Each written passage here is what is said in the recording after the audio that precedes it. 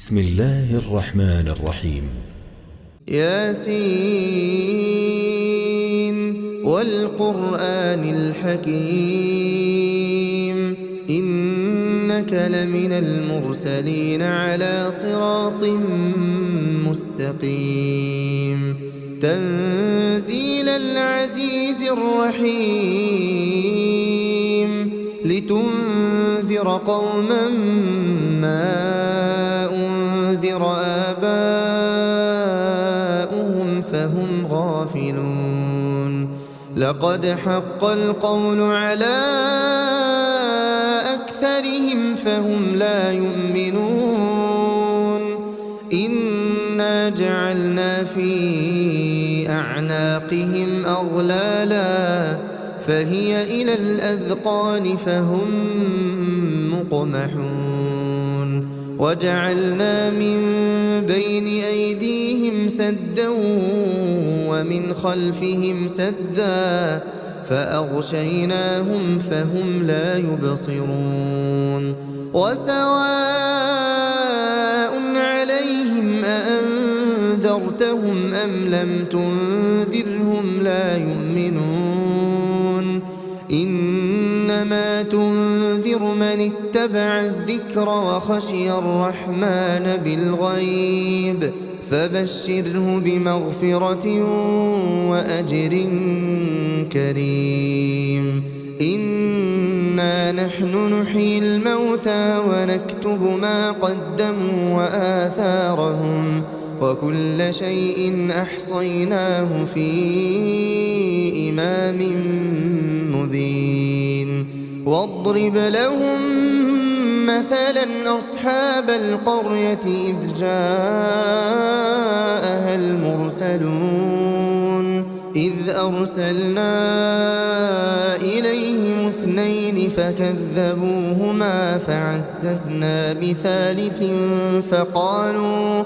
فقالوا إنا إليكم مرسلون قالوا ما أنتم إلا بشر مثلنا وما أنزل الرحمن من شيء إن أنتم إلا تكذبون قالوا ربنا يعلم إنا إليكم لمرسلون وما علينا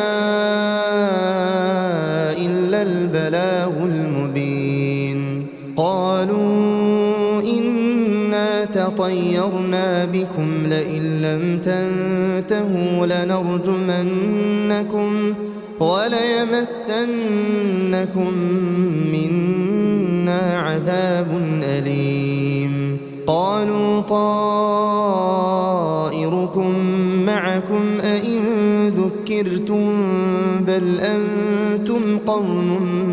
مسرفون وجاء من أقصى المدينة رجل يسعى قال يا قوم اتبعوا المرسلين اتبعوا من لا يسألكم أجرا وهم مهتدون وما لي لا أعبد الذي فطرني وإليه ترجعون أأتخذ من دونه آلهة إن يردني الرحمن بضر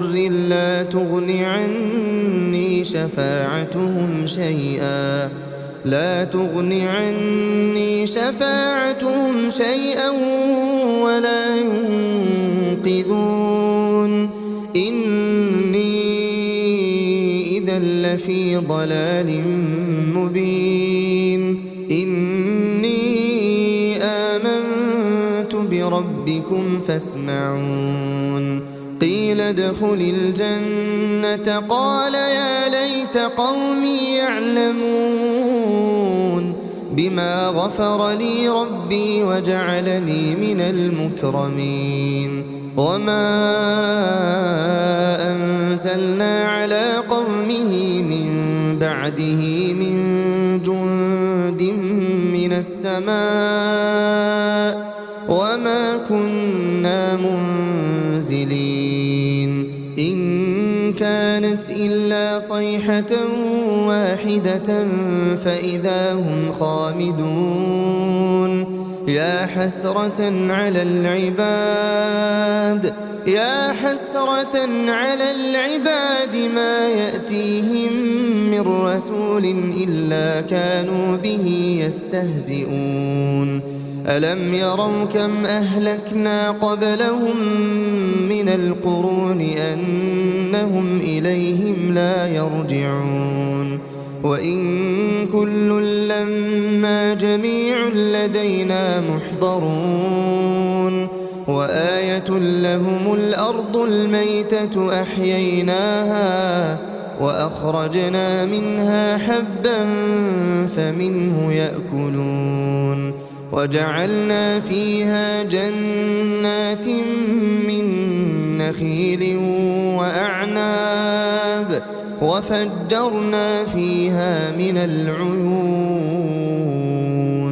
ليأكلوا من ثمره وما عملته أيديهم أفلا يشكرون سبحان الذي خلق الأزواج كلها مما تنبت الأرض ومن أنفسهم ومما لا يعلمون وآية لهم الليل نسلخ منه النهار فإذا هم مظلمون والشمس تجري لمستقر لها ذلك تقدير العزيز العليم والقمر قدرناه منازل حتى عاد كالعرجون القديم لا الشمس ينبغي لها أن تدرك القمر ولا الليل سابق النهار وكل في فلك يسبحون وآية لهم أنا حملنا ذريتهم في الفلك المشحون وخلقنا لهم من مثله ما يركبون وإن نشأ نغرقهم فلا صريخ لهم ولا هم ينقذون إلا رحمة منا ومتاعا إلى حين وإذا قيل لهم اتقوا ما بين أيديكم وما خلفكم لعلكم ترحمون وما تأتيهم من آية من آيات ربهم إلا كانوا عنها معرضين وإذا قيل لهم أنفقوا مما رزقكم الله قال الذين كفروا للذين آمنوا أنطعم من لو يشاء الله أطعمه إن أنتم إلا في ضلال مبين ويقولون متى هذا الوعد إن كنتم صادقين ما ينظرون إلا صيحة واحدة تأخذهم وهم يخصمون فلا يستطيعون توصية ولا إلى أهلهم يرجعون ونفخ في الصور فإذا هم من الأجداث إلى ربهم ينسلون قالوا يا ويلنا من بعثنا من مرقدنا هذا ما وعد الرحمن وصدق المرسلون إن كانت إلا صيحة واحدة فإذا هم جميع لدينا محضرون فاليوم لا تظلم نفس شيئا ولا تجزون إلا ما كنتم تعملون أصحاب الجنة اليوم في شغل فاكهون هم وأزواجهم في ظلال على الأرائك متكئون لهم فيها فاكهة ولهم ما يدعون سلام قولا من رب رحيم وامتازوا اليوم أيها المجرمون ألم أعهد إليكم يا بني آدم ألا تعبدوا الشيطان إنه لكم عدو مبين وأن اعبدوني هذا صراط مستقيم ولقد أضل منكم جبلا كثيرا أفلم تكونوا تعقلون هذه جهنم التي كنتم توعدون اصلوها اليوم بما كنتم تكفرون اليوم نختم على أفواههم وتكلمنا أيديهم وتشهد أرجلهم بما كانوا يكسبون ولو نشاء لطمسنا على أعينهم فاستبقوا الصراط فأنى يبصرون ولو نشاء لمسخناهم على مكانتهم فما استطاعوا مضيا ولا يرجعون ومن نعمره ننكسه في الخلق أفلا يعقلون وما علمناه الشعر وما ينبغي له إن هو إلا ذكر وقرآن مبين لينذر من كان حيا ويحق القول على الكافرين أولم يروا أنا خلقنا لهم مما عملت أيدينا أنعاما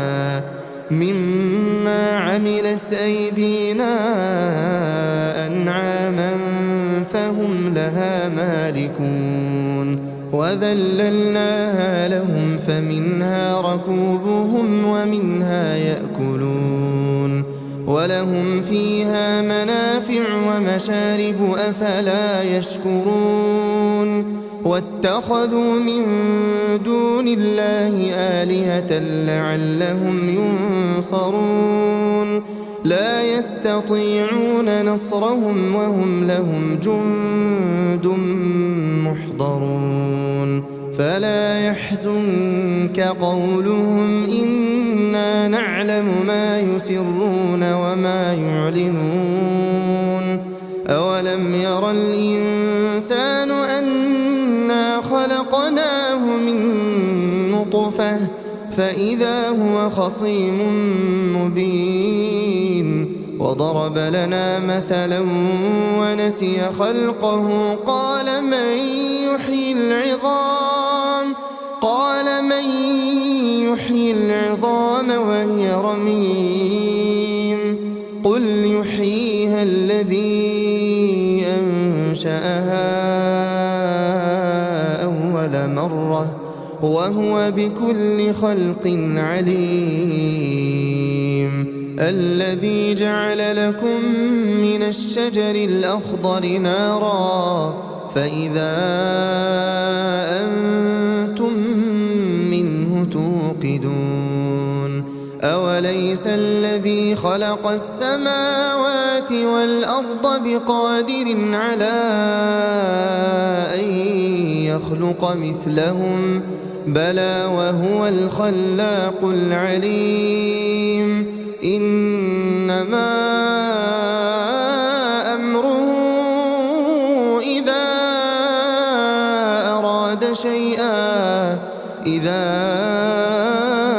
أراد شيئا أن يقول له كن فيكون. فسبحان الذي بيده ملكوت كل شيء وإليه ترجعون. بسم الله الرحمن الرحيم. الرحمن علم القرآن خلق الإنسان علمه البيان. الشمس والقمر بحسبان والنجم والشجر يسجدان. والسماء رفعها ووضع الميزان ألا تطغوا في الميزان وأقيموا الوزن بالقسط ولا تخسروا الميزان. والأرض وضعها للأنام فيها فاكهة والنخل ذات الأكمام والحب ذو العصف والريحان. فبأي آلاء ربكما تكذبان. خلق الإنسان من صلصال كالفخار وخلق الجان من مارج من نار. فبأي آلاء ربكما تكذبان.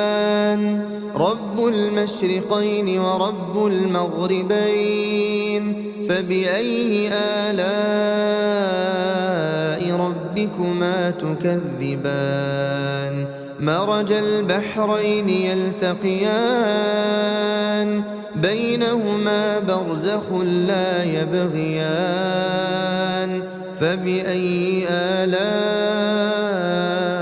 ربكما تكذبان. يخرج منهما اللؤلؤ والمرجان. فبأي آلاء ربكما تكذبان. وله الجوار المنشآت في البحر كالأعلام. فبأي آلاء ربكما تكذبان.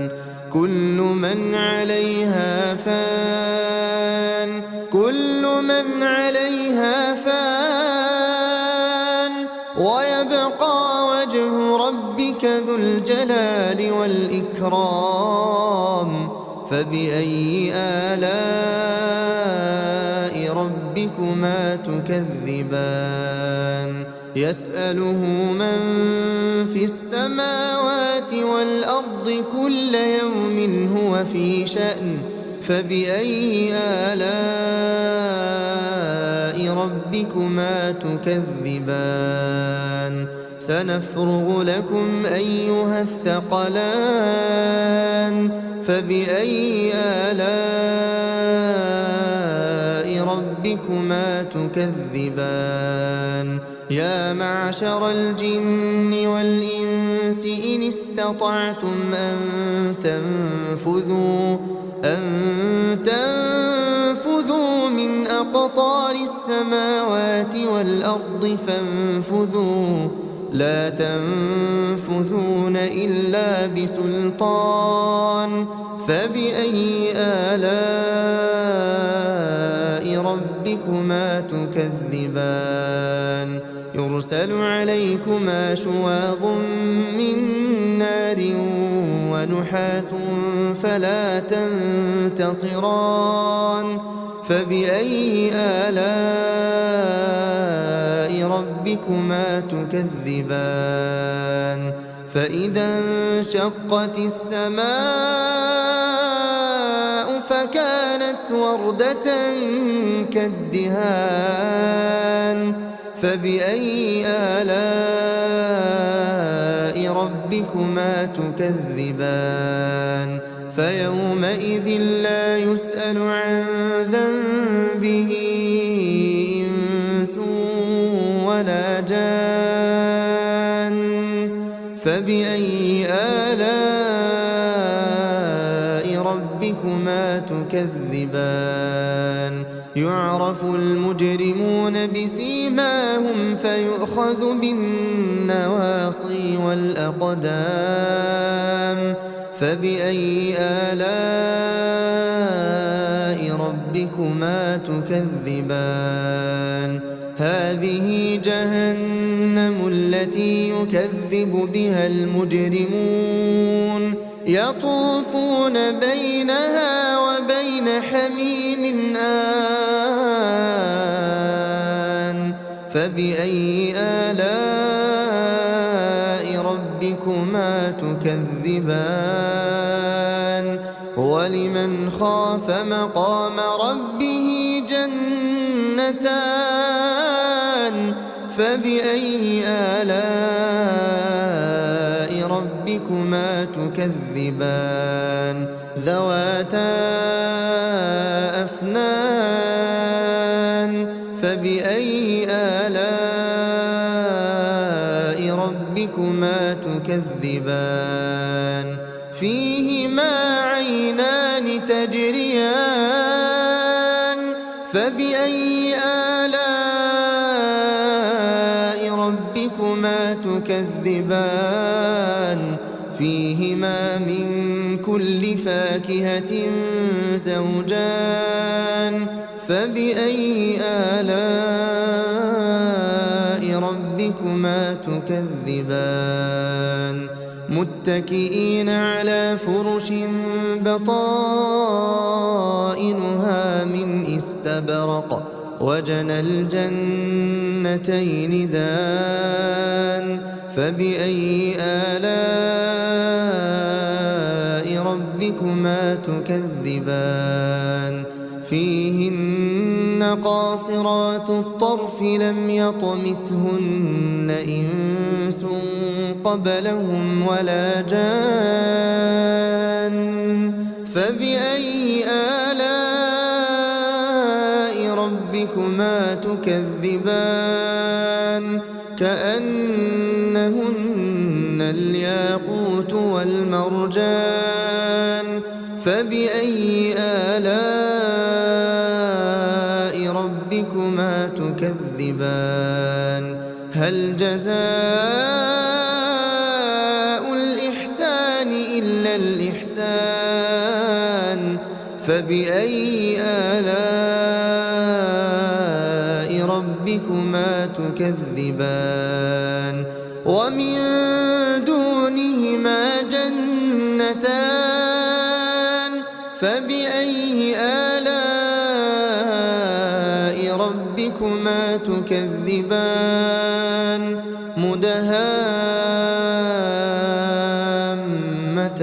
مدهامتان فبأي آلاء ربكما تكذبان فيهما عينان نضاختان فبأي آلاء ربكما تكذبان فيهما فاكهة ونخل ورمان فبأي آلاء ربكما تكذبان فيهن خيرات حسان فبأي آلاء ربكما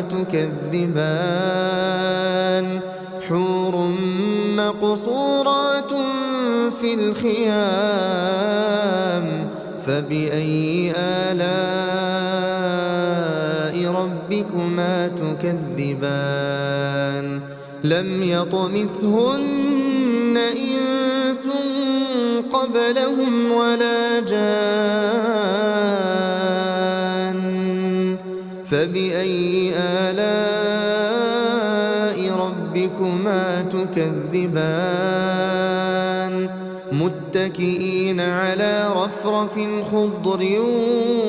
وعبقري حسان فبأي آلاء ربكما تكذبان تبارك اسم ربك ذي الجلال والإكرام.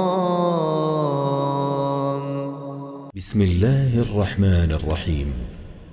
إذا وقعت الواقعة ليس لوقعتها كاذبة خافضة رافعة إذا رجت الأرض رجا وبست الجبال بسا فكانت هباء منبثا وكنتم أزواجا ثلاثة فأصحاب الميمنة ما أصحاب الميمنة وأصحاب المشأمة ما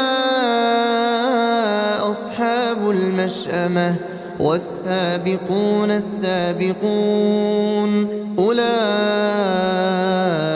المقربون في جنات النعيم ثلة من الأولين وقليل من الآخرين على سرر موضونة متكئين عليها متقابلين يطوف عليهم ولدان مخلدون بأكواب وأباريق وكأس من معين لا يصدعون عنها ولا ينزفون وفاكهة مما يتخيرون ولحم طير مما يشتهون وحور عين كأمثال اللؤلؤ المكنون جزاء بما كانوا يعملون لا يسمعون فيها لغوا ولا تأثيما إلا قيلا سلاما سلاما وأصحاب اليمين ما أصحاب اليمين في سدر مخضود وطلح منضود وظل ممدود وماء مسكوب وفاكهة كثيرة لا مقطوعة ولا ممنوعة وفرش مرفوعة إنا أنشأناهن إنشاء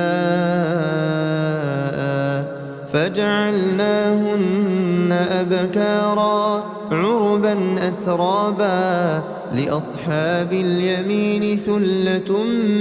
من الأولين وثلة من الآخرين وأصحاب الشمال ما أصحاب الشمال في سموم وحميم وظل من يحموم لا بارد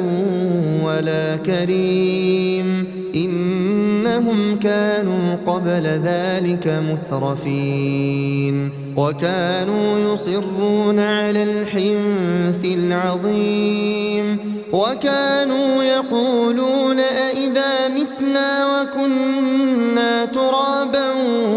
وعظاما أئنا لمبعوثون أو آباؤنا الأولون قل إن الأولين والآخرين لمجموعون إلى ميقات يوم معلوم ثم إنكم أيها الضالون المكذبون لآكلون من شجر من زقوم فمالئون منها البطون فشاربون عليه من الحميم فشاربون شرب الهيم هذا نزلهم يوم الدين نحن خلقناكم فلولا تصدقون أفرأيتم ما تمنون أأنتم تخلقونه أم نحن الخالقون نحن قدرنا بينكم الموت وما نحن بمسبوقين على أن نبدل أمثالكم وننشئكم فيما لا تعلمون ولقد علمتم النشأة الأولى فلولا تذكرون أفرأيتم ما تحرثون أأنتم تزرعونه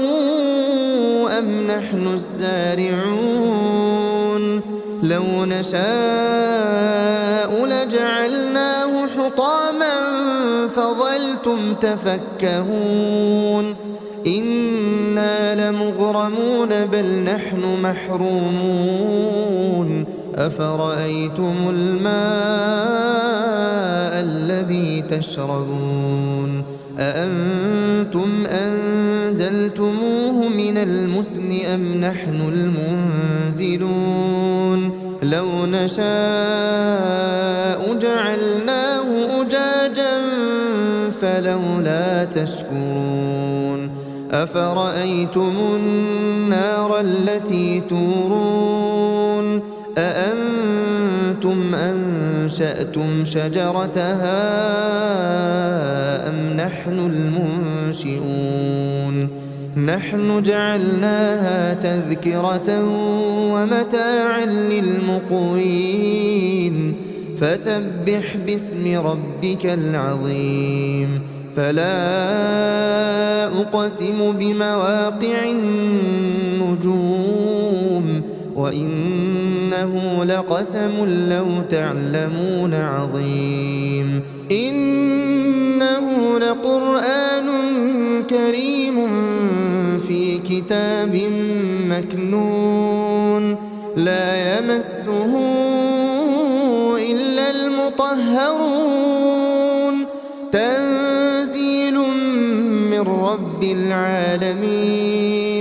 أفبهذا الحديث أنتم مدهنون وتجعلون رزقكم أنكم تكذبون فلولا إذا بلغت الحلقوم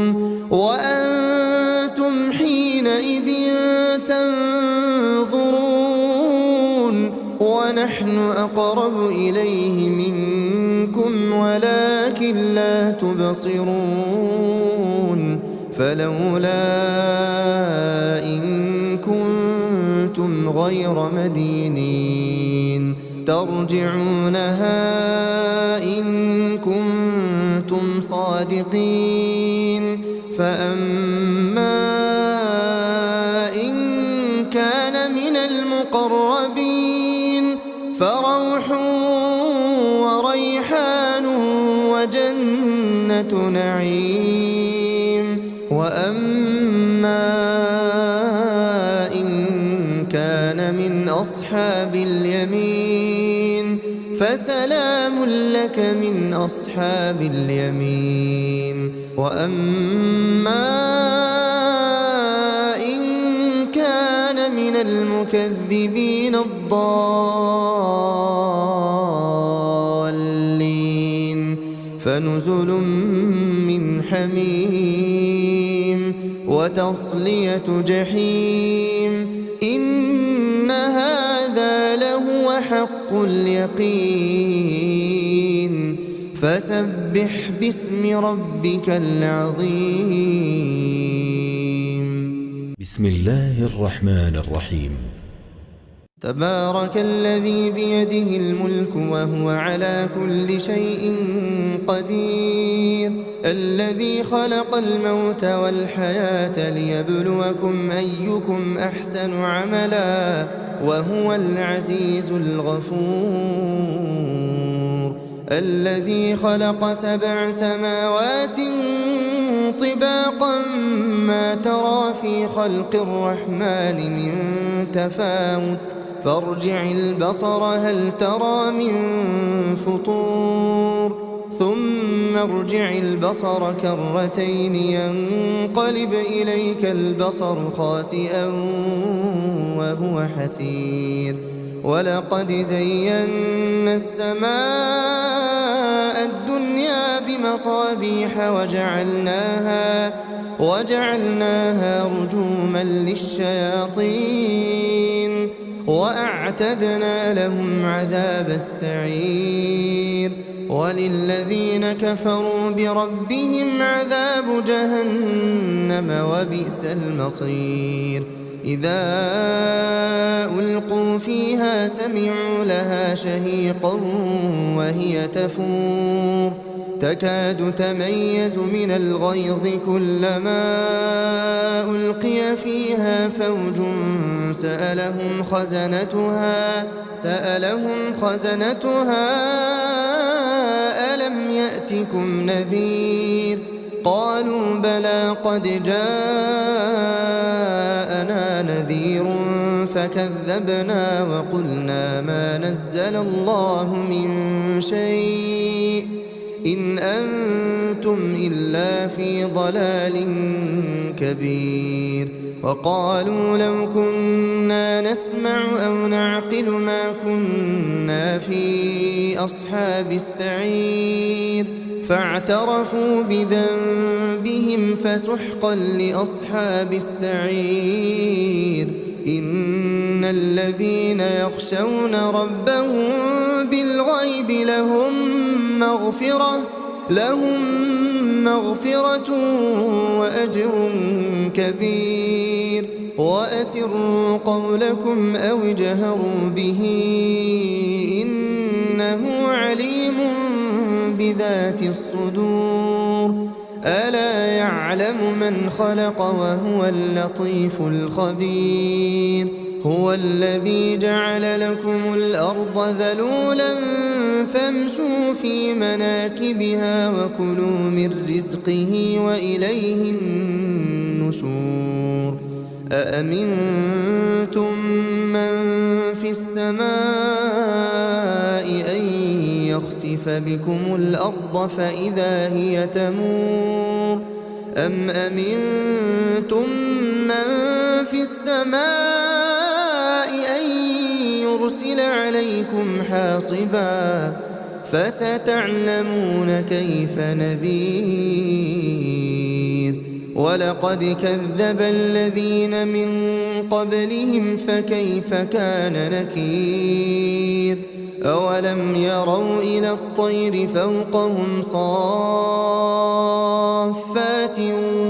ويقبضن ما يمسكهن إلا الرحمن إنه بكل شيء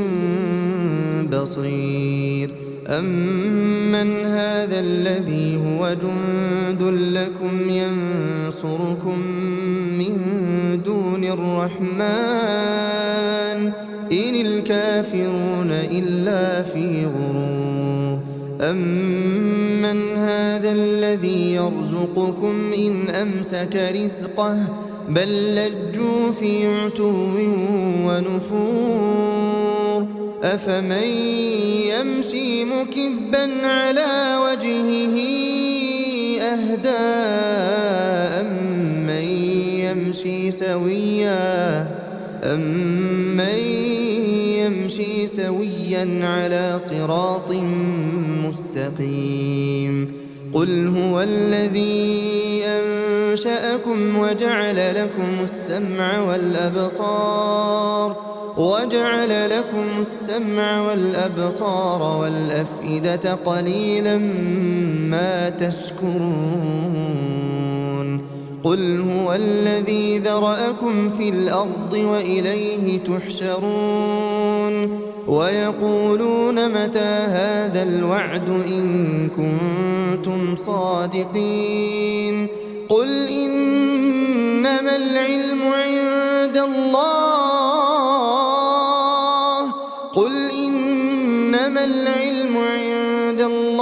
وإنما أنا نذير مبين فلما رأوه زلفة سيئت وجوه الذين كفروا وقيل هذا الذي كنتم به تدعون قل أرأيتم إن أهلكني الله ومن معي أو رحمنا فمن يجير الكافرين من عذاب أليم قل هو الرحمن آمنا به وعليه توكلنا فستعلمون من هو في ضلال مبين قل أرأيتم إن أصبح ماؤكم غورا فمن يأتيكم بماء